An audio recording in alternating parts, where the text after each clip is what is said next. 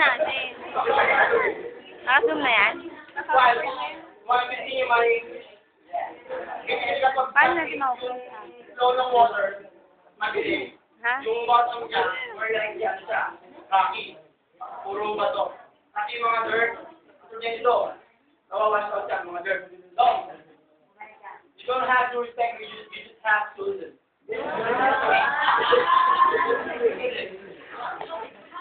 Yan. Yung mga ano naman, yung mga slow-moving stream, ano siya, mati yung bottom niya kasi. Pag hinangalo yung distance ng flow, so ang mangyayari, di ba, kasi nag-usapan natin dito, mas denser yung surface sa water, so mag-settle doon siya. Yes. That's all. Yung pinagkaiba ng lentic at saka lamic system. Sa lentic, yung lamic system, mas marami siyang yung energy source niya, na nanggaling outside, tawag natin doon ay alloxunus. Alloxunus source. A-L-L-O-C-H-C-C.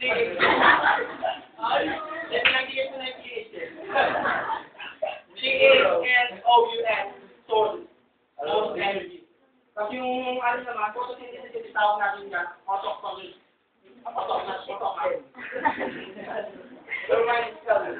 Temperature. Yung temperature naman natin, yung pag mas broad siya, tapos mas mababaw, yung temperature niya, init. Compared dun sa narrower and deep water. Yeah. You don't have to respect, you just have to hear. Sa mga naalala nyo din natin, meron tayong mga matatagpuan dyan ng mga peripylon. Mga peripylon ito, yung mga para sa mga lumot, iba yung mga bato, yung mga maliliit din na halaman, maliliit din yung bakit. Ang tawag doon, peripylon. Usually kapag after a storm, so, di ba, after a storm, yung speed ng flow niya, mas mabilis, saka mas malakas. Nawawash out sila agad, pero after that, nakapag-reproduce sila agad, kaya mag-filter lumamit. Ganun yung ability sila, mabilis sila. Debate sa pala. Ito naman tayo sa wetland. Wetland stockings, nagkaroon tayo ng wetland kapag ito. Ayun din. Nagkakaroon po tayo ng wetland. Nagkakaroon po tayo ng wetland stockings kapag yung water, malapit siya or andun siya sa may surface mismo.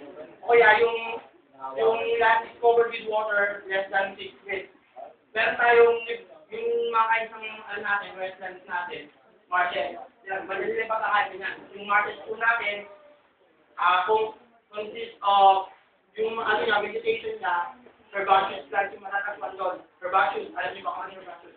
Herbaceous, yung yung stems niya, hindi siya woody. Yung mabilis na maliit, tawag doon herbaceous. Yung marshes natin, meron tayong freshwater marshes, and meron tayong saltwater marshes. The only difference is that plants in saltwater marshes are adapted sila sa saltwater compared to sa mga sa freshwater. Yun ang pinagkaiba nila. Pero yung iba pang mga factors para na. Swamp. Pinagkaiba ng swamp sa marshes, sa swamp, swamp. Okay. Swamp. Ang matatagpuan naman ng vegetation nito ay mga woody. Woody, mga trees na matatagpuan natin sa mga swamp. Ang mga inhabitants nito, usually mga alligators, mga cottonmouth, hindi ko alam yung cottonmouth pero yung alligator, alam ko. Yung mga kasi na yung harap ko siya ngayon.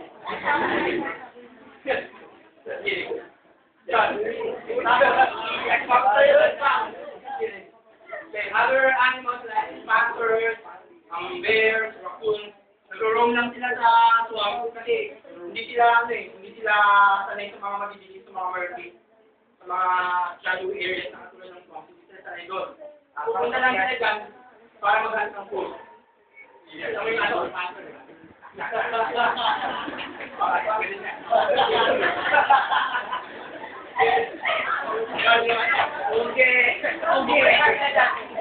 yung ano lang, mga predators kasi sila eh. Yun ang, kasi, usually sa area na sila nagkakaroon kasi may competition doon kasi maraming ano doon, maraming mga wild animals doon. Maraming wild animals dun sa habitat nila, so, ang gagawin nila, pumunta sa ibang lugar na konti lang yung makakakumpit nila, para mas maraming food sila. Para mas maraming food. Yan, ito, mga examples ng mga ano dito, mga resorts dito, na namamatid lang sila dyan, yung mga snappers. Dito lang sila yung nakadala. Boss!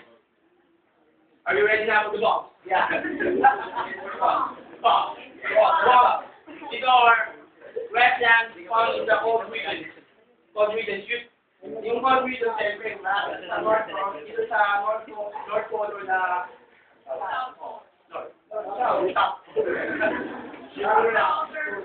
na-conform po yung ano natin, yung box natin, box natin. Alam niyo yung mga glaciers? Mga ice na siya eh, parang mga malalaking pag nagano siya, pag natuna po siya, magkakaroon siya ng parang parang magkakaroon siya ng ulay, hindi mo matutunan yung ice. Kasi, part yung bato. Oo. Pag natuna po yun, magkakaroon po siya ng parang pit, ulay. Tapos, kapag umulan, mapupunta rin yung water, tapos yun, magkakaroon tayo ng box. Box, sometimes called as the also called din na Finland. Why pit? Pit is yung layer ito ng box. Ito yung water. Tapos sa ilalim niya, meron tayong layer doon ng rich organic material called as pit. P-E-A-T. Pit. Not people like you.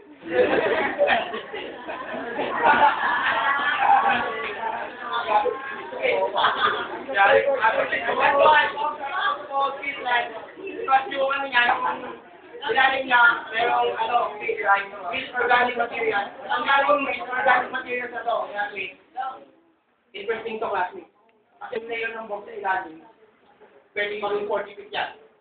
Box, ay dog. Ang ganda na pinabog, dog. Dog. Yung niya, pwede umabot yung layer niya na up to 40 feet. Yung yung organic material. Saan galing yung organic material na feed, yung layer ng feed? Kapag yung mga leaves, yung mga plants, branches, stems, nakamatay siya yung plant, pupunta siya sa water, tapos settle down siya. Tapos, as time goes by, makakompress siya, magiging fit. Pwede siguro tinatanong nyo, kasi di ba usually, yung mga biodegradable materials, madali siyang mabulok sa water, di ba? Yan, maglagay ko ng drama sa stagnant water, mga ilang linggo lang, mabulok na siya. Pero kakaiba itong box na to, yung fit lang, kakaiba yan. I don't know the reason behind. Yeah. Kasi classmates, kaya po hindi agad na decompose yung mga organic materials ng plant. Kasi yung box 2 natin, meron siyang cold temperature, tapos meron siyang acidic nature, tapos low oxygen level, na inahin niya, na nagre-result siya sa poor water cycle. Kaya yung mga decomposers natin, like bacteria, like dogs, yung mga bacteria natin, mga decomposers natin, na parang avoidable hindi sila capable na kumita doon, kaya hindi sila mag-settle doon, hindi nakakain ng mga organic materials. Questions?